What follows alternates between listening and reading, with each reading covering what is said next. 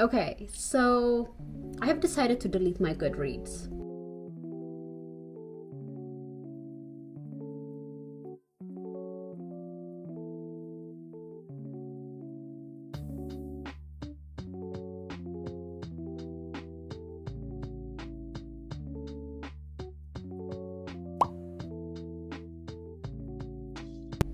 And I'm not going to go ahead and get an alternative. Obviously, it is one of the reasons is that I think it's on Amazon and I don't want my data to be mined further. And you might be like, calm down, it's just books. What are they gonna find out about you? It's not that.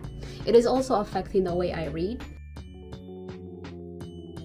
I love reading. It gave me a lot of joy, a lot of ease, a lot of, I think, comfort.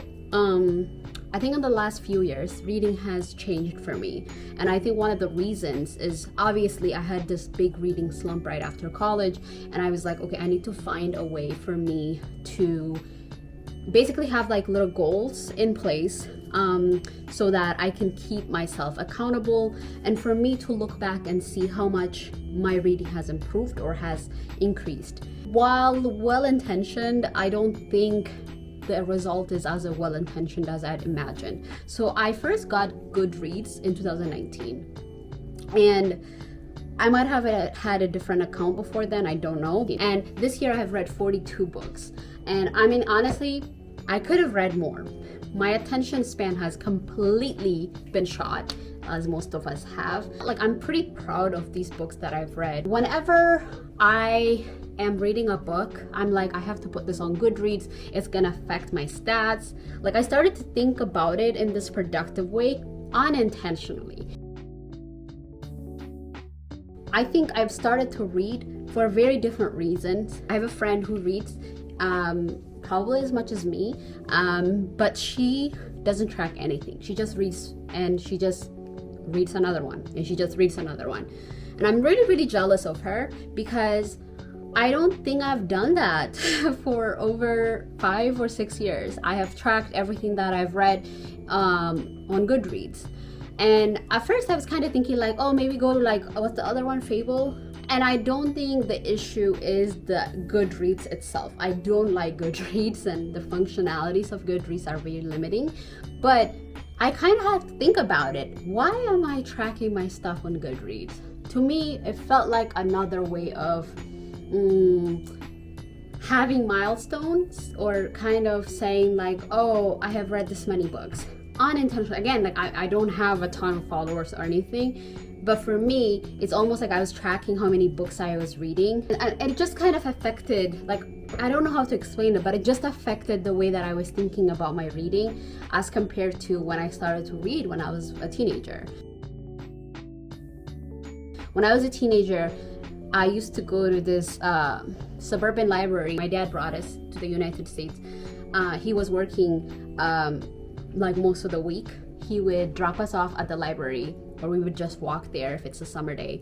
And we would spend the whole day exploring the library, being in the teen center, reading like everything from like manga to like these thick ass novels. But we never really tracked our reading. My sister and I were reading very different books, but we just sat down and read. And obviously smartphones and the internet was different then because everything is on steroids in 2025.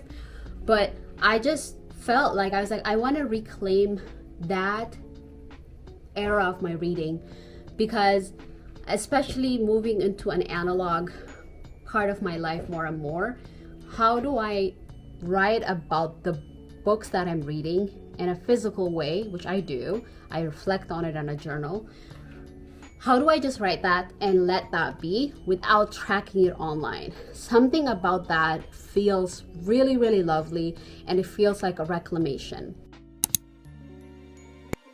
The second, and I guess the main reason that I really want to get off Goodreads and I really want to delete it and I don't want to get on an alternative app is because every time I pick up a book, and I have these 3 books that I'm trying to finish in the next few weeks. Again, I'm like, I need to finish it before the end of the year so that I have exactly 45 books. The books that I'm reading are Anna Karenina by Leo Tolstoy, and I am reading Essay by Kafka, and then I'm reading Here Comes the Fun, which is like a book that I actually got when I was in Lisbon. I'm enjoying all of these books for different reasons, and as I'm reading, again, like 2 of these books are from the library. One of them I bought it, which this is the only book I've bought in 2025, so I'm very proud of myself. As soon as I start a book, what my routine has been, I would get on Goodreads, I would say like start it or something like that, and then I would see the rating, because you know when you choose a book it will show you the rating. That will shape the way I go into the book. Right? I was reading Marvelous Light by Freya Marske, and this was a queer, very fluffy, magical realism book. I just finished it a few days ago. I enjoyed it. And I finished it and I was like, okay, let me just track it on Goodreads, right? And so I've been really dabbling with the idea of deleting Goodreads for all of 2025, but this was sort of the last straw. So I really, really enjoyed this book. It was really fun. After I finished this book, let me just go on Goodreads and let me just put what I thought was like a pretty good book. I enjoyed it. Like I don't care. It's very subjective, right? I get on the Goodreads. This book has a 3.5 out of 5. And right away, I had to rethink and be like, wait, is this book actually not that good? Did I really like overlook something? And I had to be like, oh my God, okay, what was I thinking? And I had a whole existential crisis. And I was like, wait, I feel like our thoughts are being shaped by, I don't know, thousands of strangers online.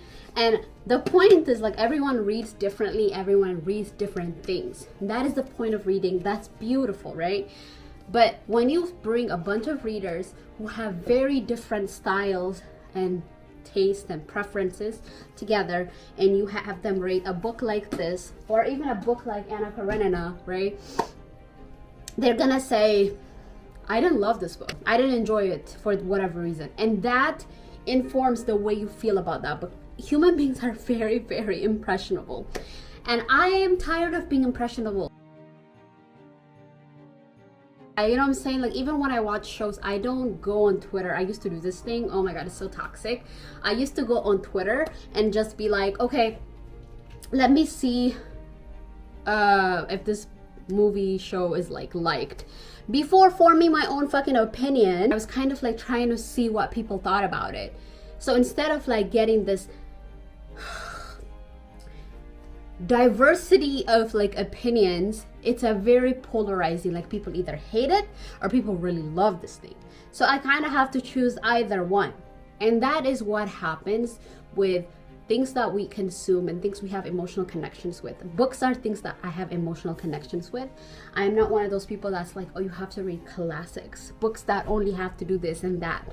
If a book made an impact on you for whatever reason, it doesn't need to be collective. We don't have to have a collective agreement and a collective number for it, because we all are at different points in our lives.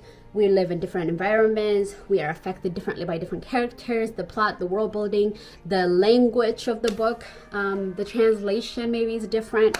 And I just feel like that is the thing that really pushed me now to delete Goodreads, a book that I completely really enjoyed, I was immersed in. And I told my sister, I'm really, really enjoying this. And she was like, wow, you're really talking about this book, you're only like 2 chapters in. I can usually tell when I like the world building the writer is building, and I felt like Goodreads was kind of taking that away from me, and I was like, I think it's time to get off. That is one of the reasons I don't have well, my sister has it. It's like where people rate their movie rating. Not my Wi-Fi just being Letterbox. I love movies. I love movies. By the way, like my consumption of movies have really changed in the last few years because my attention span is not the same. And so my sister is on Letterbox and she's like, oh, like add me on Letterbox. Essentially it's like a social networking for people that watch movies, and they kind of rate. It's like a Yelp for books. I mean, for movies. It's like, I don't want to get on Letterboxd because there's a lot of movies I love. I personally love that other people have different opinions on. And I think for the people that it works for, it works for. But for me, I don't think that's a very productive brain space. I don't think that's a very productive brain space for me to be in, because then I'm gonna think about it continually. I'm gonna get hyper fixated. Oh, why didn't they like it? Why did they think about it this way? I don't want to do that. I want to enjoy what I like, and that's the end of the story. And so I did get a physical notebook, because all my physical notebooks, they're like almost done. And I am just gonna be writing my reviews the old-fashioned way. And yeah, I hope to delete my Goodreads after I have written down all the books that I've like read, which is over like 300 books or something since 2019, on a physical notebook like this, so that I remember it. And I think it's time to say goodbye to Goodreads. I hope you do too, because what are we doing? For real, what are we doing? Maybe I'm losing my mind, but I feel like these apps are creating another frictionless way of consuming art. When I feel some type of way about like a book or a movie, I think I made a video a while ago, it's called like why you should consume art that other people have recommended. I don't really take recommendations from random people, our acquaintances or something like that. I just don't take random, like there's like 10 books that everybody should read. I don't watch videos like that, because first of all, I don't know you. Secondly, what is this based on? Do you know what I'm saying? So for me, those videos are not very helpful. I can give you recommendations, like for me to be like, these are the books that really made an impact on me, and you can take whatever out of it. But for my point, I don't put things on my Goodreads just because someone said they really like something. I have to kind of hear the rest of what you have to say. I don't want to hear what like the New York Times or like whatever the Atlantic said about a book, or the Guardian said about a book. I care about how you were impacted by that book, that movie. Recently, I read Donna Tartt's The Secret History, which is my sister's essentially favorite book, and I think she's one of her favorite authors as well. And so I'm not really big on dark academia type of aesthetics, but my sister had like, she would not shut up about this book, and I was like, fine.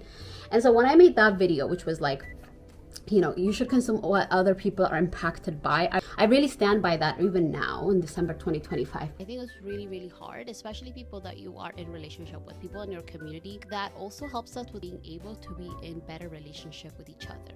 When someone recommends a book, a thing they have watched recently, don't take it too lightly. There's this book my friend recommended. It's called The Queer Art of Failure. It is essentially my Bible. This book is highlighted and post-it noted all over, right? And this book is impactful to on my friend, and it's impactful on me for a very good reason. Even if it wasn't impactful for me, I would see why it was impactful on my friend. I think it's really important to consume things that other people have recommended. So if I track things on my notebook and someone is like, hey, what is something that you read lately that you really liked? I can go back to my notebook and say, oh, I really, really enjoyed Marvelous Life. Even though Goodreads, 1,000 strangers have different things to say about it. I'll check that app everyone uses to find restaurants. You know, 500 assholes. And normally I just ignore the opinion that any one asshole posts online, but if it's 500 assholes, I treat it like gospel. For me, what was impactful, what was fun, was that book. I did the same thing when I recommended to my friend, I think it was like Fake Dates and moon pies or something like that. It was really fun. It was very fluffy. And I was like telling my friend, she was like, oh, I'm like in a little reading slump right now. And I was like, oh my God, read this book. It's very cute. I was reading it like during Pride Month. She was like, this is so cute. I finished it in a few days. I don't care. It made an impact. And I don't know, I just want to stick to that. Sometimes when there is a lot of chatter and a lot of opinions, that informs the way we feel about something, how we are impacted by something, because human beings are very impressionable. Even when we are like, oh, I'm not a sheep, it absolutely is easy to be impacted. There was a show that I really, really did not like a few years ago, and I was just impacted by like this girl that I follow on Twitter. She was always talking shit about the show. She's like, these people don't even know how to act, blah, blah, blah. I had like a year off Twitter for a minute, and I was like, let me just rewatch this show. Watched it, right? Fell in love. I was like, why was I being such a bitch?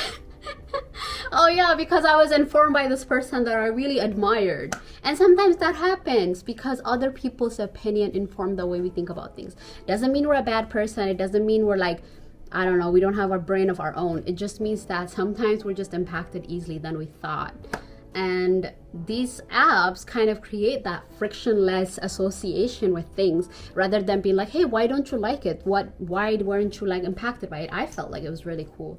I really liked it. I think that opens a dialogue and a conversation, but these apps don't allow you to do that. You just say something and you say, oh, this book sucked.